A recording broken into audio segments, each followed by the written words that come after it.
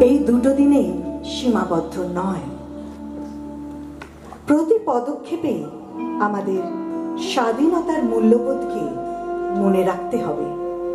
তবেই আমরা হব স্বাধীন দেশের আদর্শ নাগরিক। এই আদর্শ নাগরিক গড়ে তোলার দায়িত্ব প্রতিটি আদর্শ পিতা মাতার। আজকের এই অনুষ্ঠান সেই আদর্শেরই প্রতীক।